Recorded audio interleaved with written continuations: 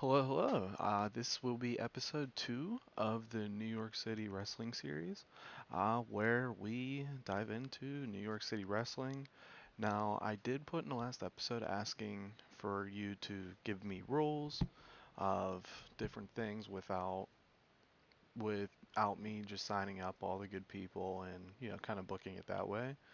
So trying to stay true to the company and kind of creating that lore and making a challenge effectively. So I went through the Grey Dog Software website, and there is a great thread where people just ask one another for rules. Um, and I took a lot of the ones that were for CVerse and kind of implemented that towards here. As with the roster turnover rate within the CVerse, I'm kind of curious to see if anyone comes up with any specific kind of challenges of pushing somebody over somebody else, things like that. So I'm still free, but this is like a general guideline rules, the 10 rules I have for the series, at least until we're medium size. And once we're medium size, we'll look at it and adjust from there. So rules for save, once I hit medium, I will declare war on every company in the region. So that is anywhere in the tri-state area, but might even take that further and just declare on the tri-state area as well as any company above me, so the big three. One match per show must feature the technical masterclass or a wild brawl for realism. We are a 1970s product. I like to look at it at 92 to 96 WWF, but we're in that product kind of without the Bret Hart and Shawn Michaels of the world. Um, the show can only feature 1v1s, 2v2s, and maybe a 3v3 um, and a rarity, just as a means for realism and kind of booking towards long term. So maybe medium we can change, and that creates a variety. So roster retention. Now, every 6 months, I'm going to release the three lowest momentum workers. And then once we get big, maybe we'll turn that to five, or maybe once we get to medium, we'll turn that to five. So that way I'm staying true to the momentum. And, somebody, if I'm just beating somebody as a tomato can, ultimately they're not going to last, so just get rid of them. The roster size can only be two over the minimum required for that size. So if you look below, right now we have 26 people on the roster. One's injured, one put in notice. We got to shave that down to 18 because the minimum roster for, what are we, tiny, is 16. So we're going to take down to 18. And that way, again, roster turnover, smaller roster. It's going to create for me a challenge of being organized in my booking. Then if worker A and worker B have a negative relationship, I have one chance to meddle the relationship in the backstage feature. And then if that doesn't work, then I have to fire one or the other. So right now we don't have that not yet. We haven't had that happen yet. Easy for me to say. So we'll look to see if that is something that grows to be interesting. But because let's say with the save, Tennessee William, Riley McManus get in a bad relationship. What if I can't fix it? Who am I going to let go in that position? Now, in regards to bringing workers in, I'm only able to sign unemployed workers for the first 5 years. I think until we get to medium and we start competing with other companies, I think that's only fair. Anyone new I bring in, if they get hired by a different company, I keep them for one more show and get fired. So I didn't sign anybody yet, but let's say I signed Ernest Youngman, again, just as an example. Ernest Youngman's like the CVerse Bret Hart, who's on the Indies. So let's say I signed him and he was unemployed. Let's say he was unemployed. Then he got signed to PSW. I'd keep him for this show, then fire him after. Um, Nepotism is worthless here, is the rule. So effectively, anybody who has any generational predecessor, not going to sign them. So Logan Wispane, James Diaz, any of those people who are multi-generational, the Colt Stones, Tommy Cornell, all of them not keeping any of them. Nobody on the roster, I think, right now. Even though we have Larry Vesey is the owner, his brother is a worker, so maybe there's an exception for the role there. But his brother is retired now, so that's something to keep in mind and pretty excited about. Now, can't bring people back. So let's say in regards to roster retention, if I release someone and then something just they catch fire, and their star quality goes up to 99. Can't bring them back. Anybody I release in the next 6 months of the save, I can't bring back. And then anybody within that negative relationship, so Tennessee William and Riley McManus fight, I look at Riley McManus, and then Tennessee William leaves me, I can't then bring back Riley McManus. So it's like a one and done. Loyalty is really the point there. So I think these rules are going to create a challenge for a diverse roster that isn't the same as what everybody else does and just kind of hurry up and picking out the best people. But let me know if you have any additions, any adjustments, anything I can do to change that, because I'm very curious to see what we do. Now, right now, I went over the roster. In regards to New York City Wrestling, we are in a confederation of territories. Think like an NWA. The current champion, Pablo Ever Rodriguez, is retiring.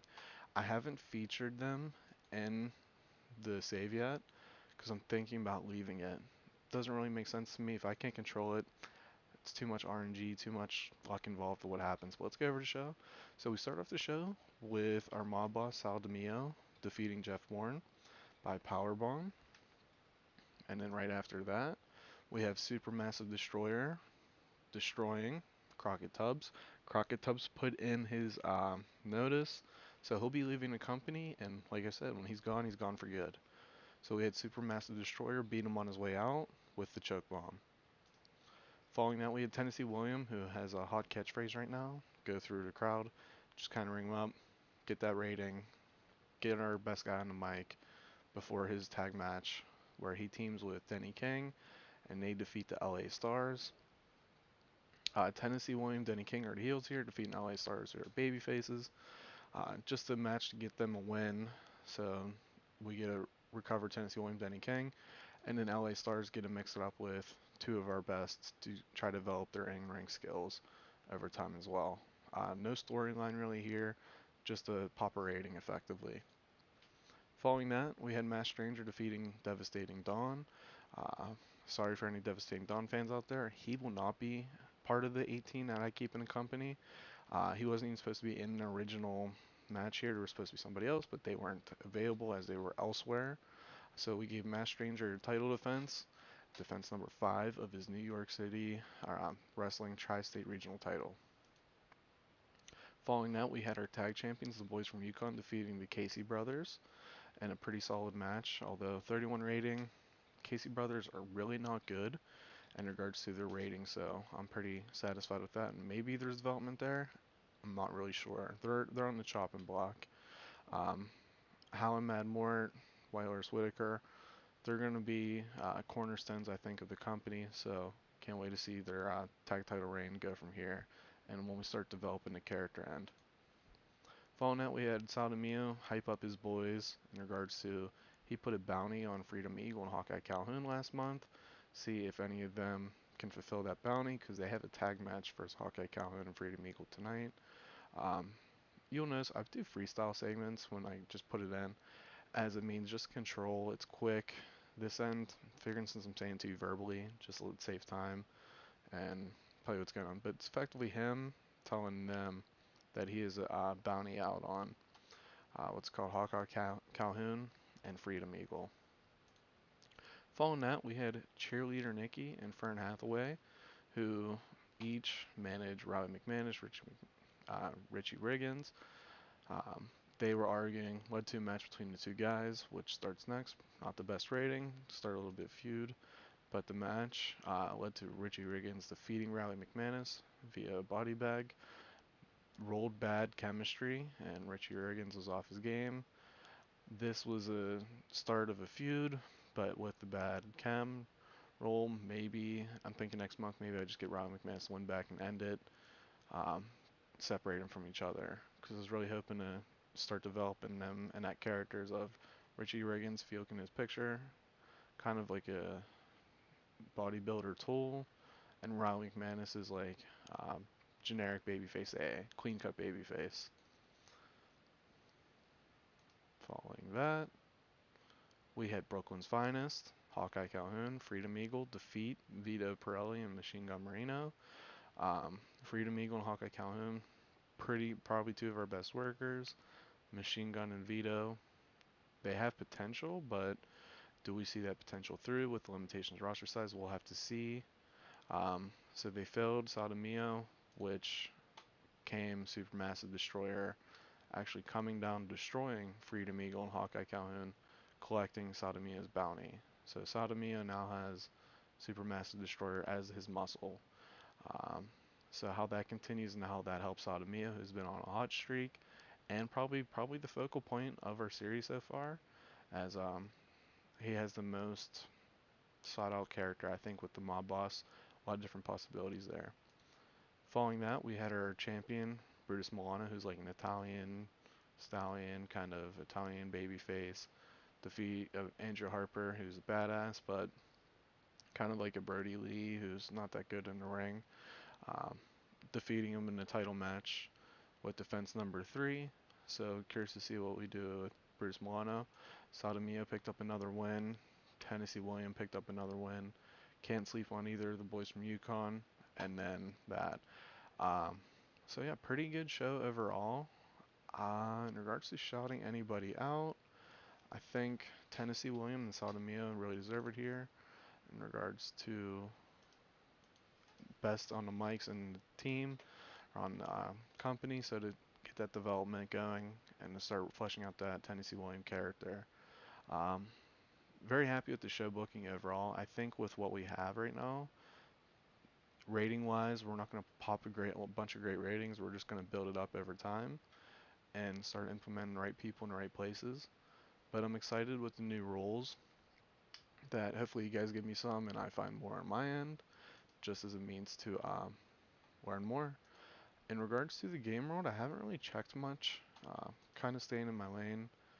If we go to anything specific, nothing really will point out. I'll look next episode and see if there's anything going on there. Garrett Entertainer, signed to MAW. And I have different picture for some people. Like I have Aaron Andrews going to be the first person that pops up. If you go here, I have like a different picture for Aaron Andrews. Let's say if I end up signing him eventually, that's when I'll show it. Just as a way to, I don't create interest for when I bring people in if I have a special picture for them. Popularity wise, we're getting there towards small. Now, next month is when Wrestle World comes out, so hopefully we can join that to help build up our popularity overall. But even then, um, I'm worried about our guys getting signed away. So in regards to ratings, kind of pointed out the Casey brothers are pretty bad. So just to show you, the only thing that's really decent here is consistency, and they have the tag team specialist, so that should help them. Now in regards to Chuck, pretty brawling hardcore, and then he's a little bit better, so maybe I can keep them going and then just let Chuck do his own thing and let Tully go. Um, Not really sure. Denny King, a lot older than what I thought originally. He's 37, but I mean pretty solid in the ring as we saw. Supermassive Destroyer, really not good either. But the good thing is with our company, we're 40, 60, 60, 40. So the more popular I get these people, the less I have to stress about these stats.